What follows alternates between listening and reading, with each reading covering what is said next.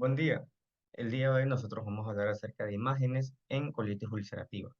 El grupo está conformado por Víctor Luzuriaga, Carlos Mendoza, Ángel Moreno, Carlos Torres y mi persona, Adrián Valero. Dentro de la exposición nosotros vamos a embarcar los diferentes contenidos, comenzando con la ecografía, luego la radiografía, seguido por la enterotomografía y por último la enteroresonancia magnética, describiendo cada uno de los detalles de la colitis ulcerativa. Comenzando con la ecografía de abdomen para la colitis ulcerativa. En esta imagen nosotros podemos observar una ecografía de intestino grueso en condiciones normales, en el cual se puede ver una delimitación de cada una de las capas del intestino, comenzando desde la parte más central hacia la parte más externa. En la parte central tenemos la interfase con la luz, luego esto de aquí está seguido por la mucosa y la muscular de la mucosa. Después de eso está la submucosa. Posterior a la submucosa encontramos a la capa muscular propiamente dicha. Y por último tenemos la capa más externa, que es la serosa. Desde la parte más interna hacia la parte más externa nos vamos a extender desde la luz del intestino hacia la capa serosa. Ahora, algo muy importante de tomar en consideración es que la diferenciación entre la colitis ulcerosa y la enfermedad de Crohn se basa más en la distribución de la enfermedad y o de la afectación del ilion terminal que en la imagen ecográfica. En la colitis ulcerosa tan solo se encuentra afectada la capa de la mucosa y se preserva la ecoestructura del resto de las capas, a excepciones de brotes grandes o de megacolon, en donde las úlceras son más profundas y ahí ya se puede presenciar una destrucción en las capas subsiguientes. A diferencia de la enfermedad de Crohn, la enfermedad se distribuye de forma continua y regular desde el recto en sentido proximal, pudiendo variar la extensión de la enfermedad sin afectar el ilion terminal. Hay que tomar en cuenta la limitación de la ecografía abdominal para poder valorar el recto, por lo que la precisión diagnóstica en ciertos casos suele ser un poco baja. En las siguientes imágenes nosotros podemos ver dos diferentes tomas de colitis ulcerativa. En la imagen de la izquierda, que está denotada como imagen número 1, podemos observar una imagen obtenida con sonda lineal de alta frecuencia, a un nivel del flanco izquierdo, observándose un engrosamiento de la pared del colon con una estructura de capas muy poco visibles a diferencia de la imagen anterior, aunque con unos límites a nivel de la serosa muy bien definidos y con un meso indemne. Estos de aquí, o estos hallazgos, corresponden a una colitis izquierda. Continuando con la imagen, o las imágenes, mejor dicho, que están al lado derecho, con el nombre de imagen número 2, podemos obtener dos diferentes imágenes, o podemos observar, mejor dicho, dos diferentes imágenes, que fueron obtenidos con sonda lineal de alta frecuencia, a nivel tanto del flanco izquierdo como a nivel de la fosa ilíaca izquierda, objetivándose una pared del sigma y del colon descendentes bien engrosadas, aunque las estructuras de las capas están conservadas. Se puede ver claramente zonas de hipo y de hiperecogenicidad separando cada una de las zonas. La afectación en este caso es más intensa tanto a nivel de la mucosa como a nivel de la submucosa, en el cual los hallazgos serían correspondientes a una colitis ulcerosa de un grado moderado a un grado severo. Ahora, ¿cuál es la utilidad de la ecografía para la colitis ulcerosa? Es muy importante determinar el patrón de capas que se encuentran respetados, salvo en los brotes grandes de la enfermedad, donde puede existir una destrucción de su pared. De forma característica, la muscular y la grasa pericólica no suelen estar afectadas. Y finalmente, el engrosamiento parietal depende de la primera capa, aunque en ocasiones puede estar aumentada la submucosa por edema o por fibrosis. Si bien esto no puede determinar la extensión de la colitis ulcerativa, puede determinar quizás la severidad del caso. Muchísimas gracias. Bien, a continuación vamos a hablar acerca de la radiografía en la colitis ulcerativa. Podemos observar en la radiografía de una colitis ulcerativa un tipo de signo como la granularidad fina. En este caso, podemos observar una imagen puntiforme con línea mucosa engrosada como una respuesta a la congestión y al edema.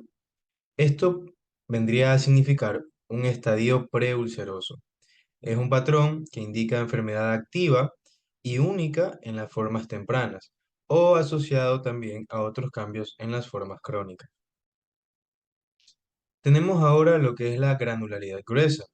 Este vendría a ser un patrón macular tosco con un fino especulado de la línea mucosa, que vendría a ser el sitio donde está señalando la flecha en la imagen. Esto se traduce radiológicamente como defectos epiteliales que no superan la capa muscular de la mucosa. Vendría a representar un estadio erosivo de una enfermedad activa, como es la colitis ulcerativa. Luego tenemos las ulceraciones, que estos vendrían a ser defectos epiteliales en donde algunos de ellos presentan una configuración en botón de camisa sobre un fondo granular, como podemos observar en esta imagen. En esta etapa, los defectos epiteliales se extienden en profundidad hasta la submucosa, representando también una forma de enfermedad activa. Ahora continuamos con los pseudopólipos. Los pseudopólipos son imágenes elevadas que cubren la superficie de la mucosa, como podemos observar en la siguiente radiografía. Y estos representan islotes de mucosa residual que pueden tener cambios inflamatorios o no, frente a extensas áreas denudadas de mucosa ulcerada. Estos signos son indicativos de una enfermedad crónica grave. A continuación, tenemos que también una persona con enfermedad de colitis ulcerativa presenta cambios morfológicos, como es el acortamiento y también la disminución, ¿verdad? Del calibre con pérdida de las obstrucciones secundarias a una fibrosis y engrosamiento parietal en la enfermedad de larga data, como es, por ejemplo, el colon en tubería de plomo, que se puede observar en la imagen. Estos cambios son indicativos de una enfermedad crónica. Muchas gracias. Hablar sobre la enterografía por resonancia magnética. Eh, Antes de explicar el cuadro, quisiera dar paso primero a, a qué es la enterografía por resonancia magnética. Esta es una herramienta que sirve para la evaluación de las enfermedades inflamatorias del intestino, incluyendo la enfermedad de Crohn y colitis ulcerosa, aunque con mayor frecuencia se usa la enfermedad de Crohn, pero también tiene bastantes aplicaciones importantes en la colitis ulcerosa. Para esto debemos saber las indicaciones. Hay indicaciones clínicas y las indicaciones generales de la enterografía por resonancia magnética. Tenemos en la colitis ulcerosa una evaluación de toda la extensión de la enfermedad, que es determinar el alcance y la severidad de la inflamación del colon, y en algunos casos en el ilion terminal. En indicaciones clínicas, tanto como enfermedad de Crohn y colitis ulcerosa, tenemos al pacientes jóvenes con diagnóstico o sospecha clínica de alguna enfermedad inflamatoria intestinal, sospecha de fístulas, y también sirve para determinar el estado de la enfermedad. Así como en la enfermedad de Crohn y la colitis ulcerosa, existe el equipo y la preparación que se hace realizando con un equipo, valga la redundancia, de 1.5 teslas. En las dos enfermedades hay que aplicar glucagón subcutáneo para disminuir así la peristalsis. También tenemos que se usa el manitol al 5%. Esto es para distender el ilium. Y también, por último, tenemos que se usa el gadolinio para trazar la imagen a nivel de todo el intestino y así visualizar la inflamación. Para esto tenemos los hallazgos radiológicos en enfermedad de Crohn, enfermedad de colitis ulcerosa. Hablando de Crohn, tenemos que se evalúan a nivel intestinal, a nivel extraintestinal y a nivel mesentérico. A nivel intestinal, en la enfermedad de Crohn tenemos un engrosamiento de la pared del intestino delgado, un realce de la pared tras el gadolinio, una dilatación preestenótica y úlceras en la mucosa. A nivel mesentérico tenemos hipertrofia de la grasa mesentérica, hiperemia y adenopatías. Y a nivel extraintestinal vamos a encontrar tractos, fístulas, plemones y abscesos intraabdominales. Ahora tenemos que para los hallazgos en la colitis ulcerosa, a nivel intestinal hay engrosamiento de la pared colónica, asimismo realce de la pared tras la administración de gadolinio y presencia de úlceras o erosiones, perdón. Y también podemos encontrar edema de la submucosa. Y a nivel extraintestinal tenemos adenopatías mesentéricas, líquido libre en la cavidad abdominal. Puede haber complicaciones como abscesos, fístulas o megacolon tóxico. Y por último tenemos que, en conclusión, se usa para para hacer una toma de decisiones, para ver si hay que modificar el tratamiento, si hay una complicación, si el paciente solo se lo eh, manda con un tratamiento terapéutico o ya hay que hacer un tipo de intervención quirúrgica. Muchas gracias.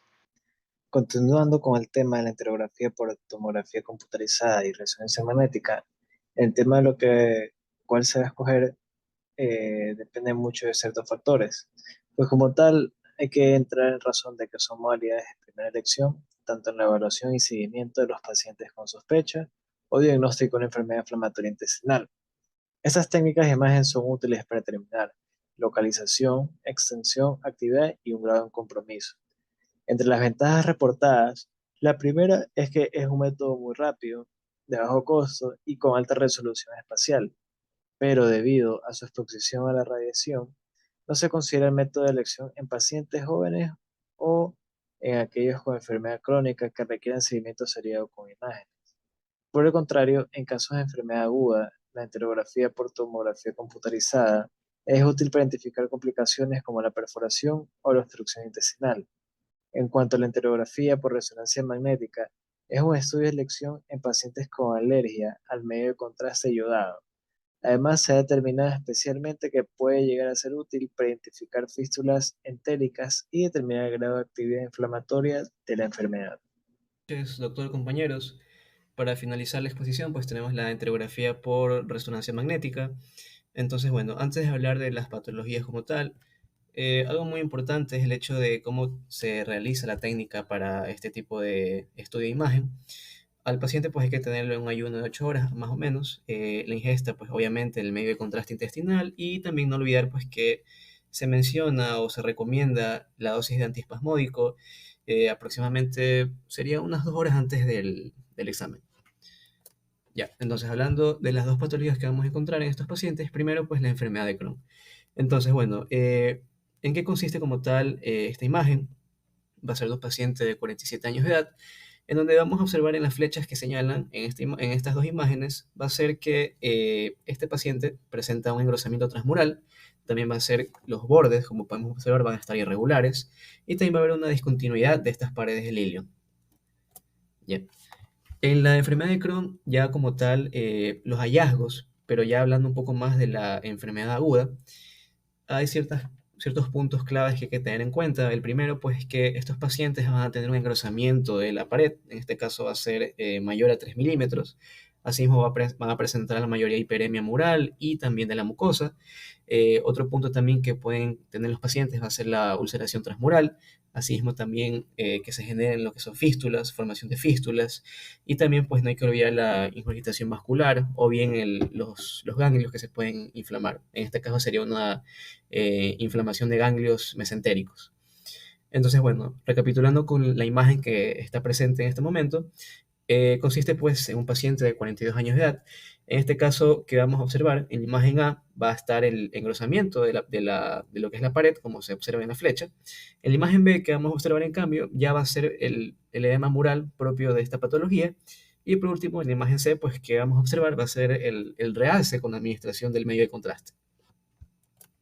Ya, este paciente de aquí se menciona en el artículo pues que consiste en un paciente de 21 años de edad y lo que podemos encontrar en esta imagen va a ser el engrosamiento de estas paredes del colon ascendente. También, como observamos, también va a estar engrosadas las paredes de lo que es el colon descendente y también del sigmoide.